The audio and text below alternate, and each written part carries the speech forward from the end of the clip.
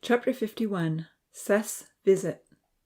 Seth was waiting outside the big blue-tinted doors the next morning when Evan arrived. It was quite warm in the April sunshine. Buds were swelling on many trees. Daffodils were making an appearance, and the air smelled of hyacinth. As Evan walked through the Canadian deciduous forest towards the doors, a little worm dropped onto his coat as he passed underneath a pussy willow tree. Flicking it to the ground, Evan thought, "Figures. New buds just start emerging and the insects are ready to devour." "Hey, what's up?" he asked Seth as he drew closer. "Aren't you working for the summer?" "I don't have to be at work till 9, Seth explained, "and I'm working right around the corner." "Right," Evan recalled, remembering that Seth was working at the Blue Moon Garden Shop. "Have you asked the professor if university students can see paradise?" the redhead asked hopefully. Evan hadn't asked the question yet. His last conversation with Jax hadn't gone so well, and he knew the professor was busy with all the scientists. "Well, it's not really open to the public just yet," he stalled. Seth nodded. "But don't you think Greenville science students should have the opportunity to view paradise before the public?" Evan laughed. More than anything, he longed to show the tinies to Seth. "You've got a point," he smiled. "I'll tell you what. I'll ask the professor if I can take you in at 8 tonight for a private showing. All the scientists will be gone by then, but you'd have to keep it top secret. We can't give every science student a personal tour, not just yet." "That would be fantastic," Seth exclaimed. "I won't say a word." When Evan's message came through at 6, begging to take Seth on a top secret tour at 8, the professor frowned. He had no desire to do Seth a favor, but he could hardly deny Evan. As much as he was upset with Evan's new views, he knew he could not manage paradise without him. However, after another full day of answering challenging questions and downplaying Odin and Ponzi's exaggerated complaints when the solar ovens were placed on the train, he was eager to get home to some peace and quiet. "Whatever you want," he texted tersely. "I'm heading home."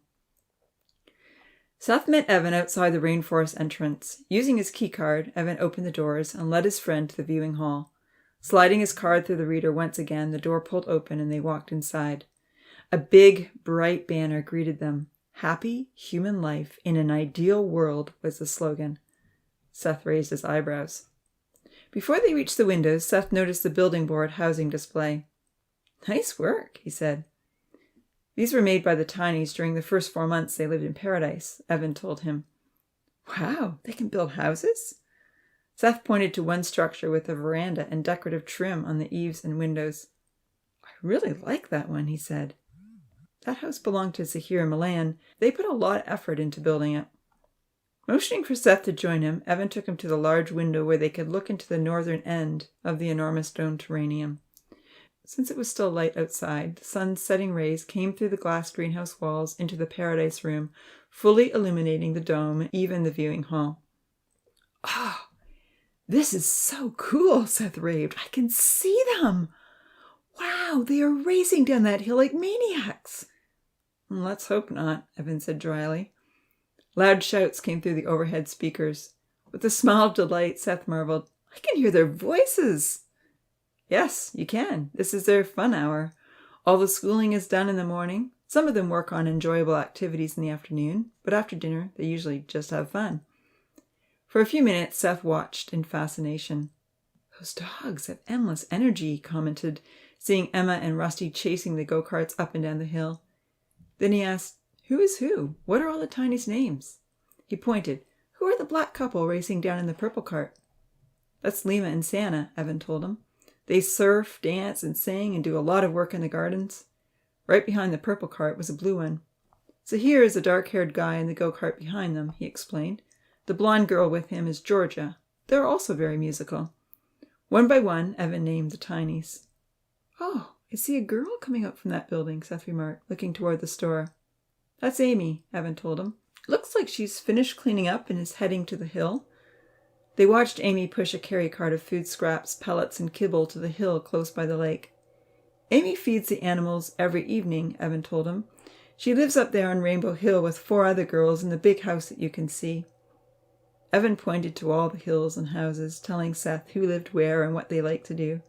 Suddenly Seth saw a small object fly up over the forest. He heard a splat. "What's going on?" he asked. Moving closer, they peered down into the forest. Sawed-off trees and a target practice area had been set up in a small clearing. Evan noticed the piles of dirt had increased and wondered to himself, "It's so strange the carry carts are always on the far side of the forest. Are they digging a hole over there?" "Hey, it's a regular shooting range," Seth laughed. Evan nodded. "Who are those two?" Seth inquired, pointing to the tinies who were loading up the catapult for another round. "Franz and Odom are making the compost collides," Evan informed him with a wry smile. "Usually Ponzi is with them. I'm not sure where he is. Do you see a bronze-colored, medium-built fellow with messy brown hair anywhere?" "Is he sitting in the tree with that small girl?" Evan scanned the forest, and sure enough, Ponzi was just out of sight at the target practice area, sitting in a tree with Lily. "Yep, that's him." "How old are these tinies?" Seth asked. "Well, every month for them is a year to us. They age and learn quickly, so they are about 18. Seth nodded. "I love the multiracial aspect. It's beautiful." "Yes, Professor Lemans did his best to include most nationalities. Lima looks Ethiopian. Franz is European." "European? Is he German or French or—" "I don't know the specifics on any of them, actually," Evan replied. "It's just our best guess. We asked for multiracial genetic material from the donor bank, and we were sent a selection. The professor believes Louis and Amy are European. Zahir, he says, is most likely Middle Eastern.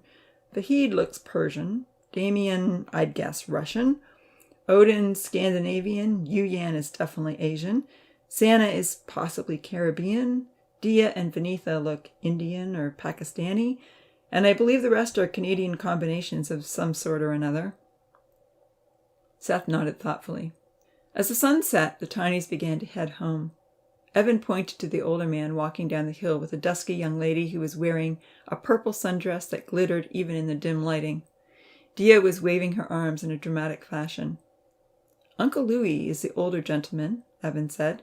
"He was created about 4 human years before any of the others. You can see he's aging quickly. He's nearly 65 in our time frame." "Created?" Seth questioned. "Well, no, I mean he was, experimentally born." Pondering the situation, Seth burst out, "Has anyone told the tinies about God or Jesus Christ?" The professor would never allow that. "So they might live for another 5 or 6 years, our time, and then that's it?" the redhead asked with dismay. They heard the tinies saying goodnight to each other as they headed home to their dark houses. "If you were one of the tinies," Seth prodded, "wouldn't you want to know about living forever in a world that's no longer cursed? Or would 10 years in paradise be sufficient?" With a deep sigh, Evan ran his hand over the stubble on his chin. "I would like the opportunity to consider all my options," he admitted. "But how can we do that without angering the professor? He's already upset with me for telling him about God's view of human nature. Even Louis wouldn't be on our side. He's read the professor's book. Could we send in a tiny Bible? I have one at home. It's only 6 centimeters tall." "That's tiny," Evan agreed. He shrugged reluctantly. "Sure, I guess I could put it on the train," he pondered, running his fingers through his thick blonde hair and making it all stick up on end. Then he shook his head.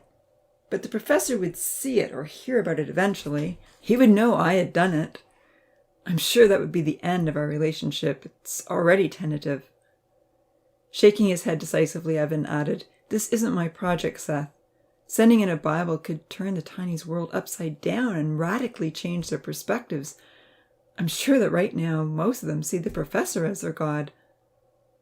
"If I could think of a plan that wouldn't jeopardize your relationship with him, would you consider it?" Seth asked. "Perhaps," Evan sighed, feeling deeply conflicted. Twilight had descended on Paradise, and the hallway was dark. Only running lights lit up the floor and ceiling. The show was over. Turning on his cell phone flashlight, Evan began to walk toward the door. "I really appreciate you allowing me this visit," Seth said. "You're welcome," Evan replied wearily. "Are you okay?" "Oh, sure. Other than feeling like you just asked if I wanted to be a missionary to North Korea, I feel fine."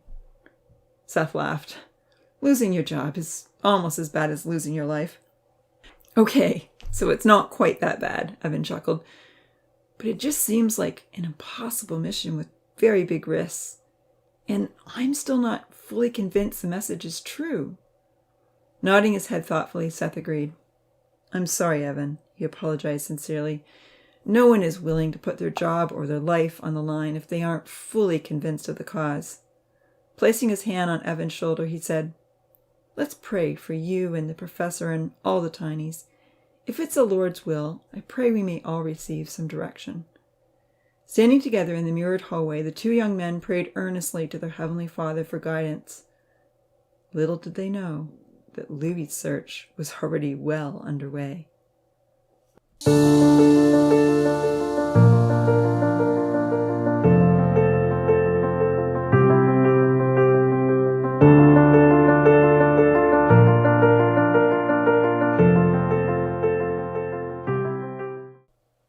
Chapter 52. Smoke. It was the third day of the scientific viewing. Another new group had arrived from Japan and China, and the professor was once again fielding comments and questions. Not only that, but after intense pressure and numerous phone calls, he had granted permission for one television reporter to attend. All the solar ovens were lined up outside of Paradise on the display table in the viewing hall, right next to the building board homes. Several colored ribbons had been sent in as rewards for the finalists. Every group had received a ribbon in one category or another, so that no one would feel left out.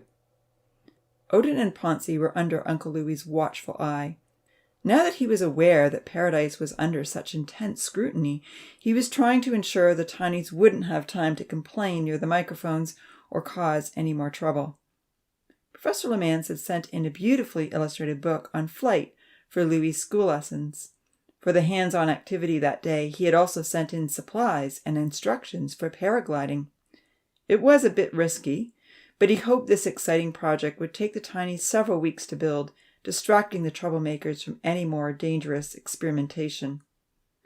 Allow Odin and Ponzi to take the day off from patio construction, he had included in the message, as long as they stay in their groups building a paraglider.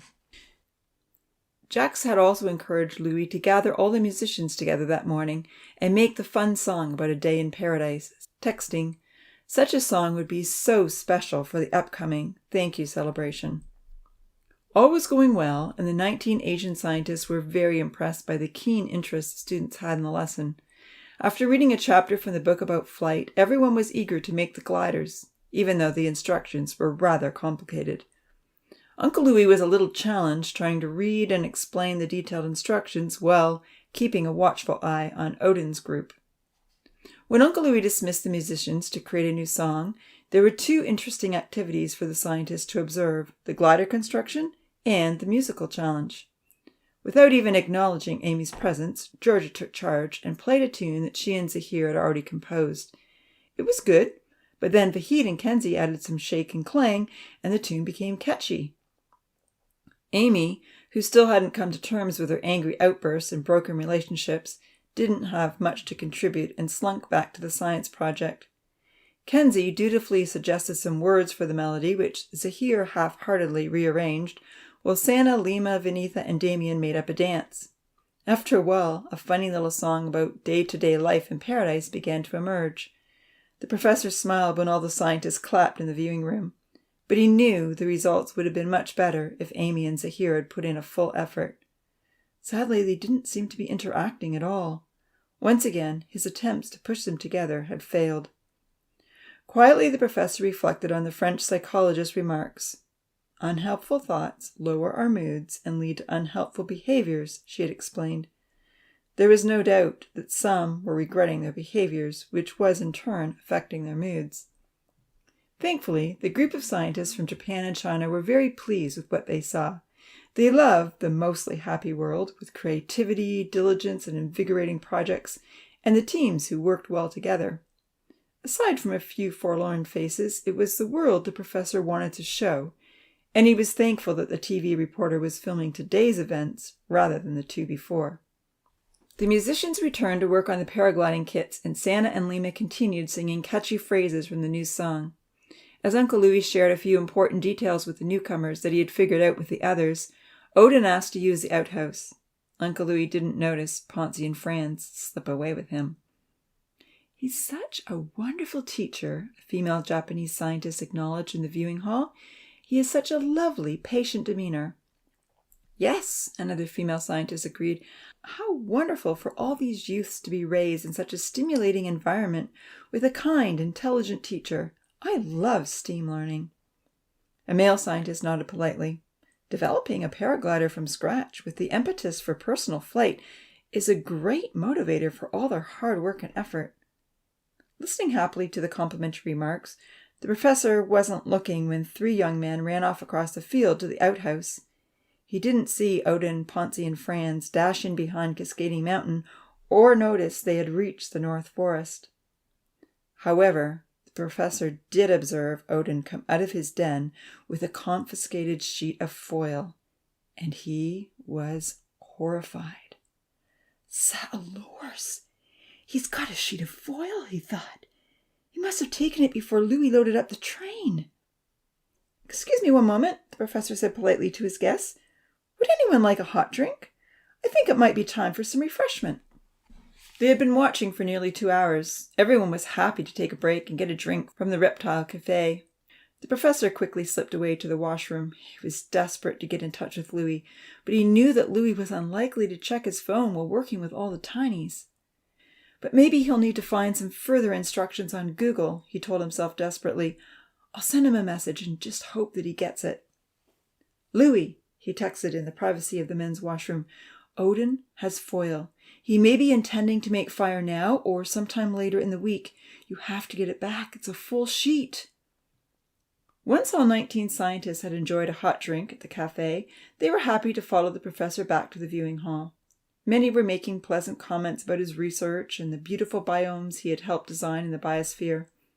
With a fixed smile, he held the door open for everyone. He graciously acknowledged all the remarks and answered their questions.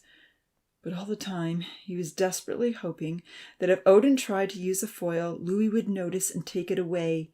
He was very anxious to see what was happening. Taking his place by the viewing window with all the scientists, the professor saw that Louis was still explaining instructions to the tinies who had made up the song. Hastily, he scanned the landscape, looking for Odin and Ponzi. They weren't on Mining Hill, and they weren't near the store. They weren't in any open area. And then he saw smoke. It was coming up in the North Forest, where so much dry, dead debris lay. Swallowing hard, Professor Lemann's hands began to tremble.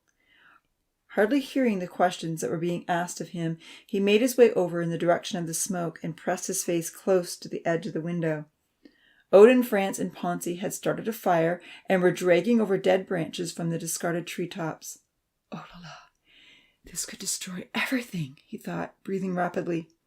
He deliberated how he might get Louis's attention. Louis would never hear the phone ring inside the cave. They had insulated the walls well to avoid anything being overheard. "I could run into the office and bang on the glass dome," he thought. "But would any of them get the message, or would they just be scared?" Turning to the crowd of scientists, the professor smiled and said, "How foolish of me.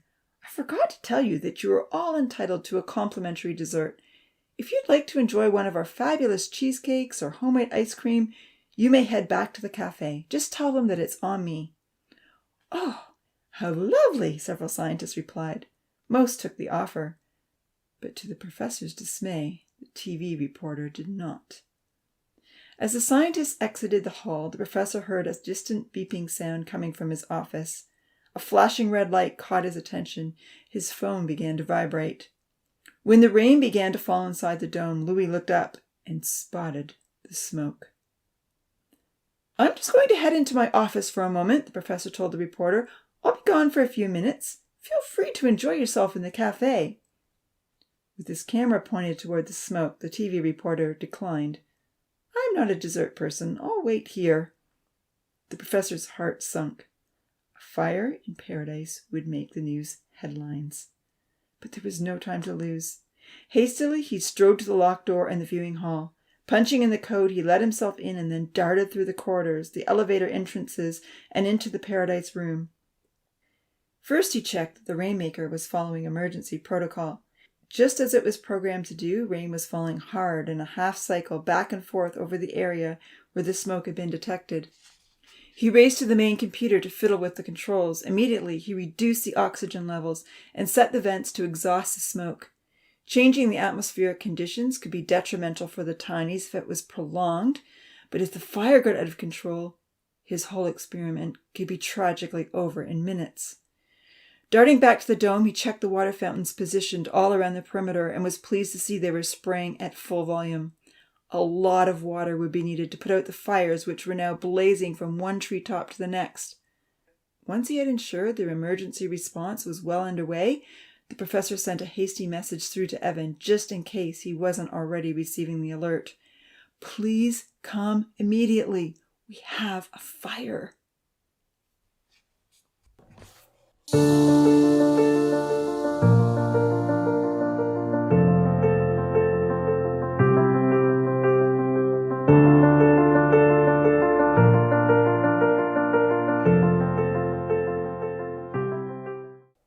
Chapter 53.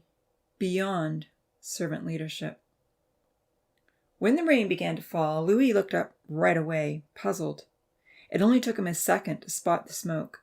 By then, the flames were also visible above the trees, and thick gray plumes were rising into the air. "Fire!" Uncle Louis called out fearfully. Everyone turned to look, but not all understood the immediate danger. Most had never seen fire before. However, they were unnerved by the heavy rain that was falling from above. The distant beeping sound reminded many of the flood. Not only was the foliage blazing, but many dead treetops lay on the ground. Dry and brittle, Louis knew they would burn easily. Uncertain that the rain would be enough to fight the rapidly spreading flames, Uncle Louis ordered everyone to grab one of Anita's pots as quickly as possible.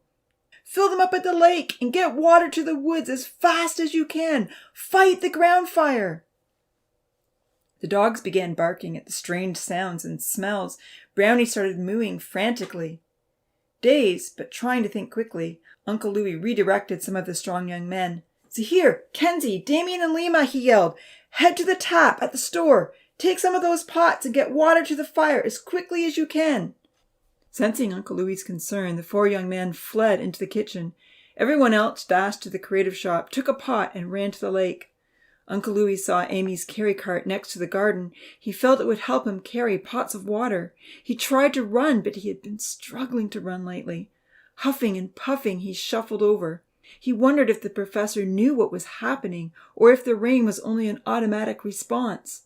Seizing the cart, he looked up to the sky and prayed anxiously, "Oh God, if you are real, please may this not be the end. Please help us fight this fire and save everyone's life. Please give us all more time. Please, please help us." Struggling to the store with the cart, he watched the 4 young men scurry back and forth with water. Uncle Louis thought about what he had learned. Having finished the first 3 gospel accounts in the last couple of nights, he was well into the book of John. He now knew that whatever accusations the professor had leveled against God, this God claimed he had power to create life and give life back again. If the Bible record was true, God had even demonstrated his power and provided the evidence. His son Jesus had willingly given his life to save the world, and God had resurrected him from the dead. As Louis endeavored to push the cart back to the store, he assured himself that not only had God given his son life again, but God had given him a much better life. Jesus had been given eternal life, and he would never, ever die again. And the Son promised he would give this life to others. Just before dawn that morning, Louis had finished the chapter where Jesus says to Martha, "I am the resurrection and the life. Whoever believes in me, though he die, yet shall he live." Stumbling up to the store, Louis silently pleaded for more time to investigate. He wanted to prove whether or not the Bible was true. The professor had been adamant that the Bible was false, but Louis knew from his weeks of investigation that many online articles argued the opposite. There was so much more he wanted to read. If it was true, then there was so much that he wanted to share. Kenzie came running out of the store with a pot of water, and Uncle Louis told him to put it in the cart. "I can carry it," Kenzie pleaded. I want to help, Uncle Louis begged. Please go back and get another. With no time to argue, Kenzie complied. Anxiously, Uncle Louis shuffled over to the forest, pushing the pot of water as fast as he could. The heat was intense. 3 young men were ahead of him, dashing to the inferno with full pots of water from the store. Kenzie came running out with his second pot. The distressed dogs were circling back and forth and getting in the way. The sheep were bleating, the chickens cackling, and every moment the fire seemed to be spreading. Trees were engulfed in flames. Smoke was pouring into the air. The rain seemed to have little effect. Terrified by the new, fierce, destructive power, Uncle Louis tried to dump his pot on a blazing branch, but missed. The fire was so hot it was hard to get close. He wondered how long it would take to get it under control, and if the fountains of water were spraying out behind the forest, just like they had in the flood. Back and forth the strong young men ran, bravely hurling water from their pots against the dry, crackling treetops burning on the ground. Soon the others made it all the way back from the lake with their contributions. "Keep it coming," Uncle Louis encouraged, wheeling the cart back to the store. "Go as fast as you can." He saw Odin, France, and Ponzi run to the tracks. "Get some water and help us," he urged angrily.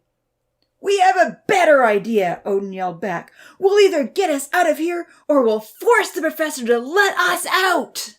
"No!" Uncle Louis yelled. "You have no idea what you're saying. You can't live out there. You'll die." "The professor and Evan live just fine," Odin contended. Uncle Louis was fully exasperated. "They don't need high oxygen like we do, you foolish idiots," he yelled, repeating the message he had given to them many times with a much harsher adjective attached. The troublemakers looked up in surprise. "Why don't you trust me?" the older man raged. "Leaving paradise will kill you. You have to fight this fire with us. This is the only option we have."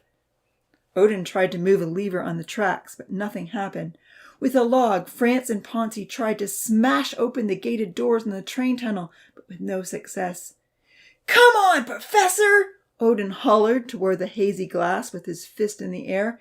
"Let us out of here or we'll all die! Open the door! Save your tinies!" The 3 troublemakers tried a few more times to break down the gate before realizing their scheme would not work. The wood had no effect on the metal. Suddenly, Odin's cabin caught fire and began to burn even more quickly than the trees. Realizing their own homes could be destroyed, the instigators hurried over to contain the blaze. Between the steady rain and the small dumps of water from the pots, the fire began to slow down a little. Eventually, Odin, France, and Ponzi extinguished the cabin fire, with one wall still left intact. Uncle Louis was pushing himself to bring another pot, but he was wearing out. He stooped over to catch his breath. Zahir ran over to him. Don't worry about me," Uncle Louis panted heavily. Just put out the fire, or we'll all be in trouble. I'll be okay." Insisting that Uncle Louis rest, Zahir took his arm to help him sit down near the store. With a painful expression on his face, Uncle Louis collapsed on the ground, knocking his carry cart and spilling the water all over himself. He was breathing hard. "Take charge, Zahir," he begged. "Please take charge." The pain on the left side of Louis's chest was increasing as Zahir ensured he was sitting comfortably. He felt helpless and weak, but his new hope was growing stronger. It was infinitely stronger than the hope that the professor might one day figure out how to give back a few more years of life. The old hope seemed so dismal in comparison to the new. "But if the Bible is true," he pleaded silently, "then I must tell the other tinies. Please, Father in heaven, help us fight this. We all need more time."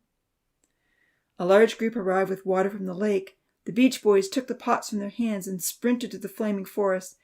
Zahir stood up and looked around. "Take this water!" Nancy shouted to him, appearing in the doorway with a large pot in her hands. Zahir took charge. "Make a line to pass the water from the store," he directed all the tinies before they could head back to the lake. "It will be faster this way." Hastily, he told everyone where to stand and demonstrated how he wanted them to pass the water from one to the other and then reach back for the next. "Kenzie and Vahid," he yelled out, Go into the store and help Nancy fill pots of water and pass them to everyone outside. Don't stop till the fire is out." Kenzie and Vahid ran into the store to help Nancy. Taking the first full pot that came down the line from the new water brigade, Zahir darted toward the burning forest. Odin, France, and Ponzi were fiddling once more with the train tracks. Zahir hollered for them to help. Only Ponzi responded, running over to grab the next pot. The Beach Boys caught on to the new system, and it began to work well. The fire had burned down the trees that had once blocked the target practice area from view. Close up to the front lines of action, Amy continued to pass pots from Santa to Lily, Lily to Tina, Tina to whoever grabbed it from her hands. In the flurry of action, Amy saw flames leap up from the dead treetops around Odin's tall catapult. She saw the tall structure begin to waver.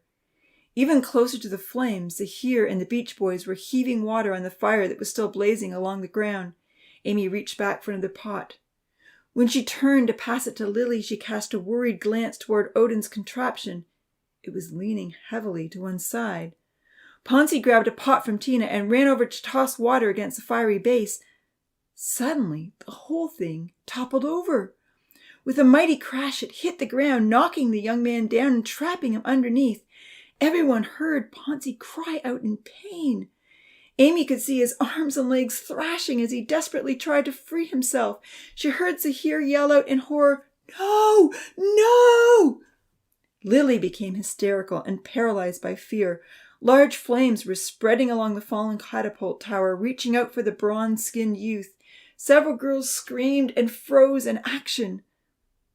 As if in slow motion, Amy saw Zahir turn to Damien and Lima, who were heaving water against the burning treetops. "We've got to help him," he pleaded. Ponzi was nearly surrounded by a fast-moving inferno. Everyone could see that helping him might entail serious burns to themselves. "No way," Damien yelled back. "Ponzi started this fire. I'm not risking my life for him." "Come on, guys," Zahir begged earnestly. "We can't leave him to burn. Help me." Fearfully, Georgia screamed, "Don't you go in there, Zahir. It's too dangerous. You'll get burned. Stay out." "He deserves whatever he gets," Damien argued, running to take another pot to drench the blaze. "I'll fight for everyone else." Ponzi screamed in terror as the flames leaped closer. He tried again to wriggle out from under the heavy beam. Lima dashed toward the frantic captive, trying to cast his water toward the raging fire, but he didn't get close enough. Lily couldn't stop screaming. Amy longed to help Zahir, but she was petrified of the hot, crackling fire. She knew how painful small burns could be. "Please help Zahir, someone!" she called out tearfully. "Please help him save Ponzi." Uncle Louis was appalled that no one else would assist. While Zahir was a strong young man, it was unlikely he could lift the beam on his own, and soon it would be too late for Ponzi. He needed to get out immediately. The flaming catapult was only about 30 steps away, yet Uncle Louis felt very weak, and the pain in his chest was worrisome. "I can't die yet," he told himself. At that moment, Zahir looked over at him with a desperate, pleading glance, and then he ran in to help the trapped Tiny. On the other side of the glass, in the Paradise Room, the professor and Evan had been horrified that no one was stepping forward to save Ponzi. All their systems were operating well, and the Tinies were getting the fire under control, but there was nothing the scientists could do to help the flailing captive. They could see that Louis was incapacitated, and they were thankful Zahir had insisted he rest. But they knew that unless some of the Tinies took compassion on Ponzi, he was doomed. Sweating profusely, the professor was hoping beyond hope the mischievous Tiny would be rescued. "Odin and Ponzi, offer your help," he commanded angrily, even though he knew they couldn't hear. "Sa Allures, you started this. Come on, Odin. You likely could lift that beam all by yourself. Get in there. Help your friend." "Come on, Odin," Evan echoed. But Odin and France were still intent on finding a way to break through the tunnel. Had there not been so much noise with the crackling fire, the rainmaker, the terrified animals, and vocal Tinies, perhaps some of the Tinies would have heard the commotion outside the dome. When the professor and Evan saw Zahir dash in, their anxiety grew. "Sal lowers, he may not be strong enough," Jax cried out. "Help him! Come on, someone needs to help him!" Trembling inside the dome, Louis was praying with his eyes open. Words came to mind that he had read in Matthew. "Even as the Son of Man came not to be served, but to serve, and to give his life as a ransom for many." "Lord, this goes far beyond servant leadership," he acknowledged fearfully. "But I can't let Zahir and Ponzi down." Pushing himself up, he begged, "Jesus, help me to follow you. Please give me the strength. Father, if we die, I pray our lives may be in your hands. I pray the others may find truth. You are the only hope I have." Horrified, the professor and Evan watched Louis stumble forward. "Oh la la, not Louis," Jax called out in terror. "You aren't well enough. This is way too dangerous for you." "Then who?" Evan called out. "Someone has to help Zahir." Terrified, Jax Lamans pleaded, "Not my son. Not my aging son. Anyone but Louis." Fearfully, he exclaimed, "Salors, what if we lose all three?" Louis forced himself toward the burning catapult, Zahir and Ponzi. The swarthy young man pulled on the non-blazing end with all his might, and the beam budged a little. He heaved again, moving it a little further, but he wasn't quite strong enough. Flames were leaping all around him and Ponzi. Evan felt hopelessly powerless as he watched the intensely dangerous mission. He saw Uncle Louis reach the beam and try to help. "You can do it, guys. You can do it," he encouraged from behind the glass. But he was also worried they might lose all three. Georgia was calling out in terror, begging Zahir to get out of the dangerous fire immediately. Santa was shouting for Amy to grab the next pot. Terrified by the drama, Amy tried to keep up her part in the brigade. Pot after pot was passed up the line as she watched Zahir and Uncle Louis drag the blazing beam off Ponzi's back. Procuring another pot, Lima bravely endured the heat to dash water against Ponzi, squelching the fire that had taken hold of his clothes. With no time to lose, the tall black youth sprinted back to the brigade. Only by then, the spreading flames had also reached one courageous young rescuer. "Zahir!" Uncle Louis shouted. "You're on fire!" Zahir looked down and saw that tongues of fire were leaping up his leg. Panicking, he tried to run, but tripped and fell. Georgia jumped up and down, screaming with all her might. Amy dropped a pot of water, paralyzed by fear. "Roll!" Uncle Louis yelled. "Suffocate the flames!" Quickly returning to the scene, Lima doused Zahir as he rolled away from the heat. Uncle Louis collapsed on Zahir, trying to put out the fire in his hair. Damien and Franz threw water on them both, finally extinguishing the brutal flames. Exhausted, Uncle Louis was gasping for breath. He couldn't move. Zahir and Ponzi lay on the blackened terrain, writhing in agony with severe burns, but finally out of immediate danger. The rainmaker passed over, drenching their bodies. The catapult was no longer on fire, but a new flare-up had engulfed a group of firs which stood close to the biggest pile of dead branches.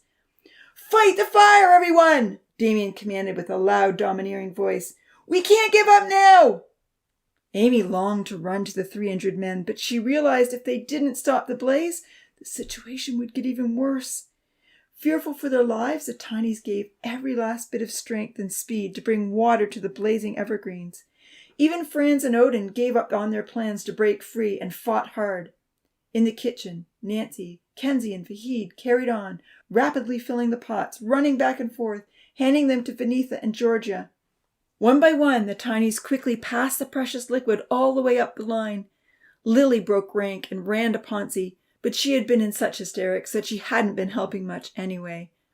Charlie and Milan were at the front line, passing pots to the Beach Boys, who continued to defy the dreadful heat in order to hurl water against the flames. Inside the Paradise Room, the professor and Evan were relieved that Ponzi had been rescued, but horrified over the dangerous situation that now threatened 3 lives. Louis seemed to be suffering a heart attack, while Zahir and Ponzi were reacting to major burns. On the phone to Farouk, Jax begged for help and advice. Evan called Rachel, urging her to come immediately as he ran to the supply room to load the train with the stretcher and supplies. Streams of water from the fountains behind the forest finally began to reach the hottest spot, quenching the inferno at its base. After a long 5 minutes, with the steady supply of water pots, the constant outpouring from the rainmaker and fountains, the fire finally died out. The frontline workers collapsed on the ground, worn out from the ordeal. Some were only now feeling the singes on their limbs. A large section of the forest had been decimated and lay in blackened ruins. Uncle Louis wanted to get up and see who was hurt and who needed help, but he couldn't rise. His heart was thumping wildly. He could hardly breathe. Pain shot down his left arm. From the nearby air jets, the breeze intensified. Cool air blew over everyone, pushing the smoke away and bringing in much-needed oxygen. Rain poured down once again as it passed overhead. Turning his head sideways, Uncle Louis saw Amy and Tina rushing toward them with the first aid kits. Georgia and Kenzie followed close behind. He knew that the 2 young men beside him needed immediate attention, and others had minor burns, but he was unable to do anything about it. Breathing a prayer of thanks that all the lives had been spared, Uncle Louis closed his eyes and blacked out.